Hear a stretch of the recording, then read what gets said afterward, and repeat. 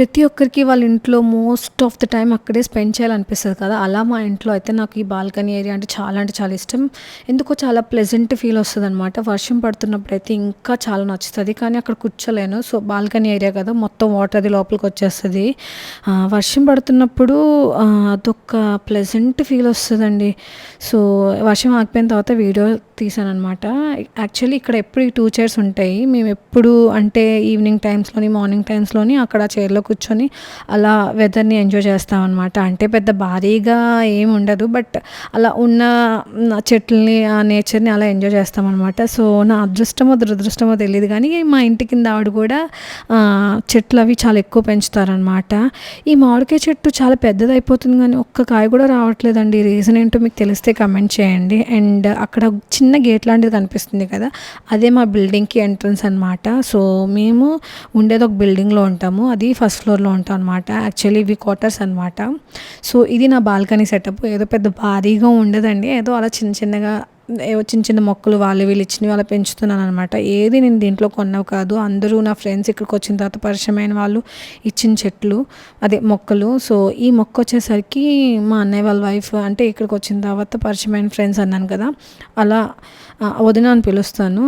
మా వదిన అయితే ఇచ్చింది ఆ చెట్టుని. దీంట్లో మనీ ప్లాంట్ కూడా ఇచ్చారు. కానీ అవి చనిపోయాయి అనమాట కొన్ని రోజుల తర్వాత. అండ్ ఇది ఇంకొక ఫ్రెండ్ ఇచ్చిందనమాట.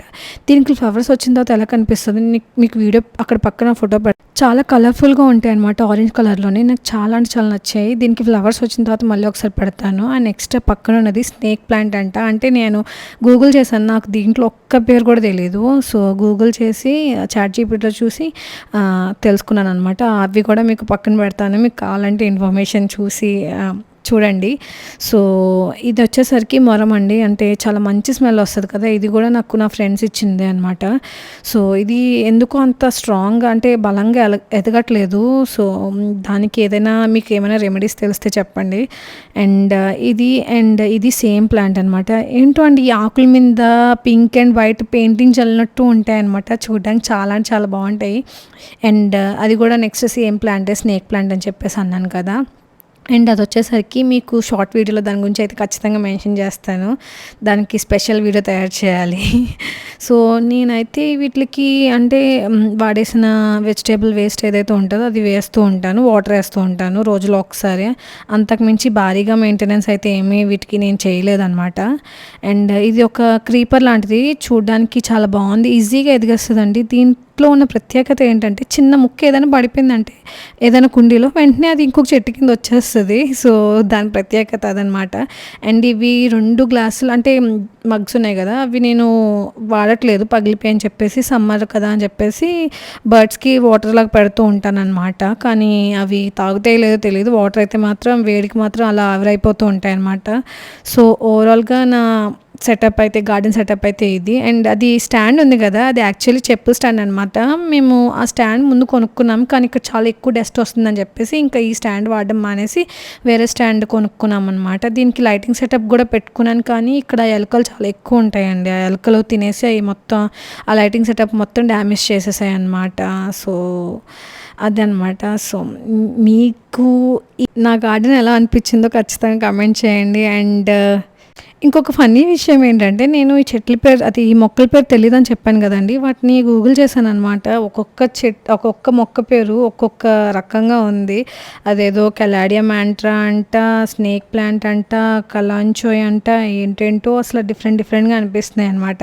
సో, నేను అవన్నీ ఖచ్చితంగా మీకు పెడతాననమాట. స్క్రీన్ షాట్స్ తీశాను. సో, మీకు వీటిలో ఏ చెట్టు అంటే ఏ మొక్క అంటే చాలా ఇష్టమో కమెంట్ చేయండి. నాకు చెట్టు, మొక్క అన్న ఇది అంటే చాలా ఎక్కువ కన్‌ఫ్యూజ్ అవుతానండి. అందుకే మీరు వీడియోలో కూడా గమనించుండొచ్చు.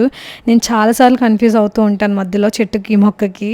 సో, నా కంటెంట్ కనుక నచ్చినట్టయితే సబ్స్క్రైబ్ చేసుకోండి. అండ్ వన్ మోర్ థింగ్ నేను ఆల్రెడీ బచ్చల కూర అని చెప్పాను కదా!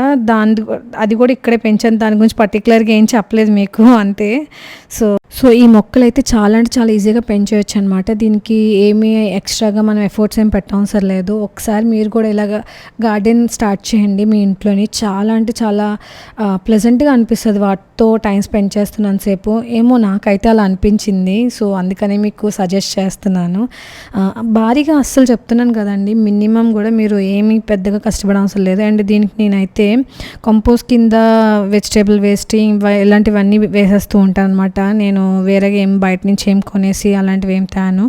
ఇంకా ఈ కుండీలకి వాటిలకి కూడా నేను పెద్దగా మనీ అయితే ఏమీ ఇన్వెస్ట్ చేయలేదనమాట. సో, ఇంకా ఇది నా బాల్కనీ గార్డెన్ టూర్ అనమాట. సో, మీకెలా కమెంట్ చేసేసేయండి. నేను కొత్తగా గార్డెన్ స్టార్ట్ చేద్దాం అనుకున్న వాళ్ళకి వీడియో